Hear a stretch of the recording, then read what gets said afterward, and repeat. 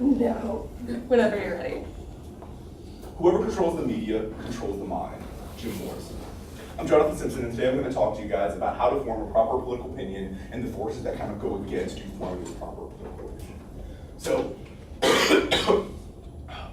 next semester I will be a senior here at UNT.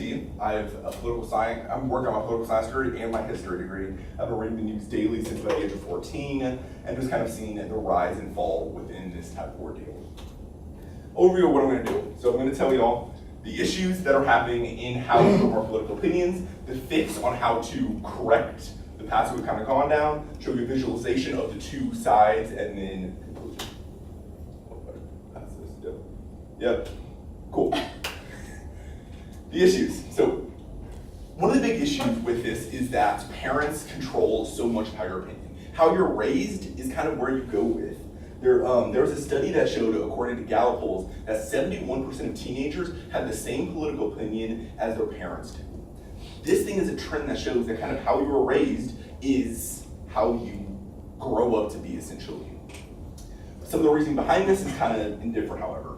Beatty believes that there is substantial evidence that genes influence the development of political ideology. In the study, it shows how even kids who were adopted share the same political idea as their parents, not their adoptive parents. They test this in twins, they've tested this in people who have been given up at birth, they've run all kinds of spectrums, and there seems to be a gene trait in you that shows that if your father was a liberal, and his father was a liberal, and his father was a liberal, you have a higher chance of being a liberal, regardless of what setting you grew up in. So, that's an issue. And then, yep, more issues. Fake news. So, this is a hard one. This could be a speech altogether by itself. I'm not going to go down this path with too much, but people who look at one source of news, people who read one newspaper, who watch one news station, are very set up to receive this fake news from people. But fake news is not just a new trend, it's not just a new thing. J.M. Burkhardt says fake news is nothing new, and he says it has been around since the creation of language. He says since people were beginning talking, they were spreading rumors, they were spreading gossip, they were spreading things that they believed to be truths, but they weren't as truth. So within that, fake news is another really big thing, and it's a really big thing. So the fix for these situations is super easy, but they do take effort within their being super easy. So within the parents, it's just their opinion, it is not yours. In a lot of ways, you cannot beat your genes. That is 100% true, but 71% is not 100%. Out of that total statistic there were 16% that believed that they were more liberal, and there were 7% that found themselves more conservative than their parents. That number shows independent thinking. That study shows that there is percentages of people that can move. And then credible news from credible sources, just another big one right there. But Twitter does not equal getting credible news. It's a super easy way to get it, but read the entire link. Don't just read the 280 word or character tagline for it. This is an example of a fake news on Twitter. The one on the left is going to be what NBC News posted about Hurricane Irma, and it shows this cool little flood that's happening through the streets, and they post it as flooding. The picture on the right, that shows that that's just the Miami River. It's nothing over the top. You can look at photos of this most of the time of the year, and it consistently looks like the photo on the left. It's not anything terrible, it's just kind of always there. This is kind of just reading things, doing research, and this falls into one of the issues of what is credible news. Looking at multiple sources is a big source of credible news. But in addition to that, celebrities are not credible news source. You can look up all the celebrity opinions you want, but until you actually go to the source of their opinion, it doesn't benefit you at all.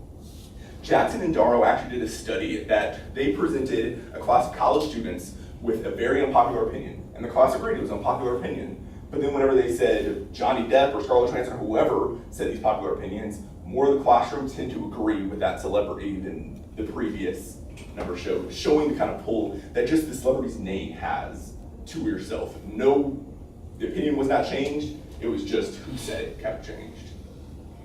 And then other than that, going to be that newspapers are going to be the preferred source of news. Newspapers typically have more time to get things out. Newspapers are going to be a little bit slower process, and more time they're going to be correct than television news is. However, I botch his name all the time. Ibiluna, I think is how you pronounce the name, sure. He finds that visualization is actually going to be a more attractive tool in determining credibility, and he decides that television is a more credible news source because you can actually see what is happening. You can see the violence that is happening in X city. You can see the murders that are happening here. You can understand these things at a more visual level and believe it to be more credible. But watching the news is good too. It's going back to it. I am always going to advocate 100% for newspaper, although, as I've stated before, television is what people decide to be more credible. But the newspaper isn't going to be so much focused on the individual speaker. It's going to be presented on news across to you. If you guys watch a news station, 99% of the time it's going to be, I am so-and-so and so-and-so. And then that is going to be why you're tuning in for a lot of time. Not necessarily tuning in to get the information, you're tuning in to CNN for whoever. You're tuning in to Fox for whoever. You're tuning in for these political identities. And then going forward, visualization. The good side and the bad side of it. The good side is that if we read more, we understand more. If we look at how the world works, we can vote more and therefore get a more representative population. The bad news, if we don't do this, is that we go down the path that we're currently going down. There was a study that showed that journalists have their own brand because of social media platforms that enable and encourage them to project themselves in ways that individual journalists couldn't. Hochstader states this, and then he kind of goes on and talks about Megyn Kelly, who was a big journalist who then, there we go. He was a big journalist, left, got all this money.